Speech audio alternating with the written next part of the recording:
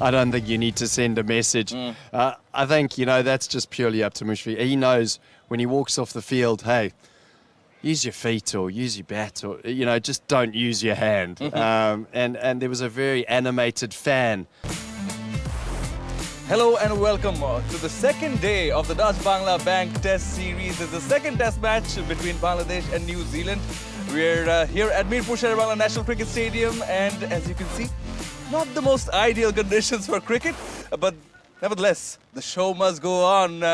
Grant Elliott alongside, and that's the best part about the morning. We're both carrying umbrellas. Well, it sort of seemed like that the batters should have carried their umbrellas yesterday because they were just coming and falling. So to start off, winning the toss and batting first, and that's what both the captains said that they would do. Like even Tim Southee wanted to do that. Yeah, good morning, everyone. Good morning, Shamanoi. It feels like we're in New Zealand at the moment. This feels like a New Zealand start to the game, but, the game has progressed so much. You spoke about the toss. I think it wasn't any surprise that Shanto winning the toss and having a bat. That was always going to be the case. You never want to bat second here. And the pitch, no one really knew what it was going to do. But we got a good look at it early on. And Bangladesh, well, they had a very tough start when you look at the top four there, top five. And it was only really that partnership between Mushfiq and Shahadat where they looked like they tried to dominate the spin. They tried to get a bit of momentum going, but wickets fell in quick succession. Yeah, that was the only 50-plus partnership in that Bangladesh order. These are the wickets. This was Zakir Hasan, the first one to go, looking for that locked-it-on drive. Safe pair of hands, Kane Williamson. The left-arm spinners came to the party, didn't they? Well, I think the spinners in general, they would have been told to step up to the mark after the first test in Sylhet, and they certainly did that. Ajaz Patel, they're bowling particularly well, but what they did well is they bowled well in partnership. And shots like that with Shanto that were effective in Sylhet, all of a sudden, suddenly they're making mistakes because they were a lot more relentless in line and length.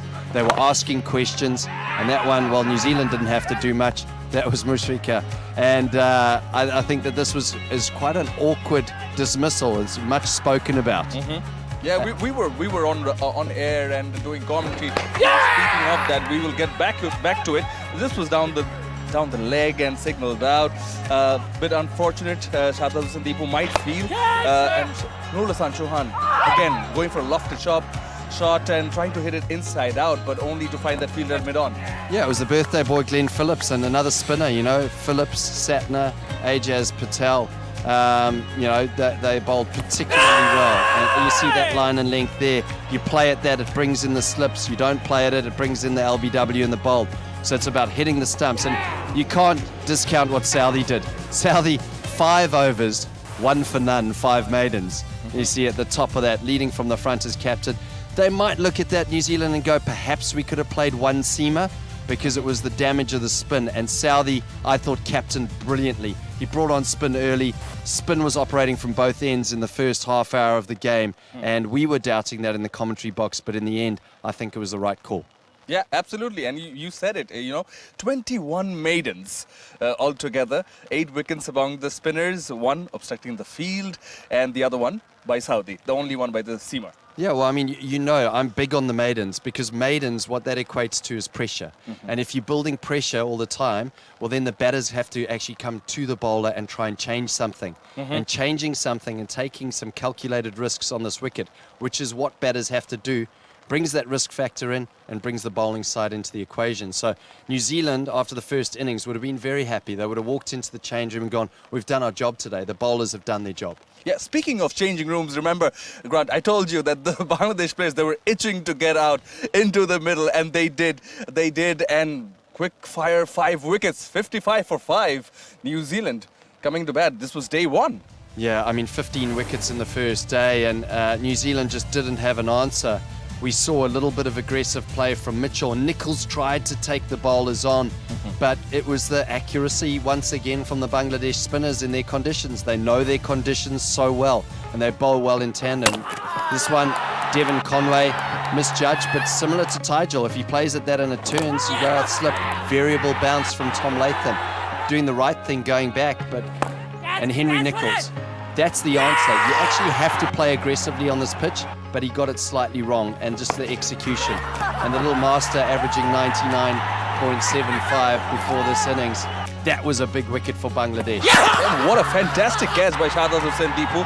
The spinners, well, they were on a roll, and particularly Mehdi Hasan Miraj with 3 wickets and Taijul Islam with 2. So the spinners sharing the wickets amongst each other. Just that 1 over and 1 maiden for Shoriful Islam. Oh, I mean, you know, what a start. And once again, great captaincy. Just the 1 over from the seamer and get the spin straight on. Bangladesh understand their conditions so well, and that is why they're so effective here. They're on the money, they're relentless towards the batters. The batters, if they make a slight mistake early on in their innings, they're gone. New Zealand will have to rebuild. They've got some powerful batters in with Mitchell and Phillips, and I think they need to play aggressively. Yeah, and when you say aggressively, you know, often shot selection and those things come into account, and people criticize that when it doesn't come off. But we've repeated it on and on again that regarding that approach to take on the bowlers. Yeah, I think that it's calculated risk, and I think that that's what people need to realize, is that it's not trying to hit a boundary every delivery. It's within your strokes and how you do it in your authentic way. Every player has a different way of going about it. So, you know, it'll be interesting to see how Mitchell and Phillips approach it. They're aggressive players. I liked what I saw from Mitchell. Yeah. He came down the wicket. He hit the bowler back over his head. He swept and he reverse swept. That's his game. And that's what he needs to back out there. Take the doubt of the wicket out of your mind and play your natural game. And speaking of an unusual dismissal, I don't think Mushfiqur Rahim will be proud of it. He was on 35, the highest scorer for Bangladesh yesterday, obstructing the field. And the last one, I think, was in 1951. Yeah, well, I must apologise to all the viewers, because I didn't realise that handled ball had been taken out of the rule set in 2017, because I just kept thinking it was handled ball, but given out obstructing field, he didn't understand. I mean, the most bizarre thing about this dismissal is he tried it a couple of overs before, and, you know, the ball was going towards the wickets, and he threw his hand at it as if to do exactly the same thing, missed the ball, and there he does it. Maybe it's a wicket-keeper's instinct, but we saw him in the field saying, use your feet, not your hands. Yeah, Len Hutton from England was the last person dismissed obstructing the field. It was in 1951 at the Oval. It was versus South Africa, where he had scored 27 runs, and then 2023, Mushfiqur Rahim scoring 35. It was this match yesterday, of course. But you mentioned, you know, how he tried it a few overs earlier than when he got out, actually. And do you think there's a issue of awareness? You know, someone from the dressing room probably just sending out that message that don't go and do that? I don't think you need to send a message. I think, you know, that's just purely up to Mushfiq. He knows when he walks off the field, hey, use your feet or use your bat, or, you know, just don't use your hand. And there was a very animated fan that was pointing to him going, hey, come on, use your feet, man. Don't use your hand. Yeah, we all saw that. Yeah, absolutely. So now at the moment, New Zealand are trailing by 117 runs, 55 for 5. That's the issue at the moment. But here in Mirpur Sherebangla National Cricket Stadium, as you can see around, it's quite wet. So we're going to wait a while and wait for some good news and come back with some more updates for all of you. But till then, stay tuned.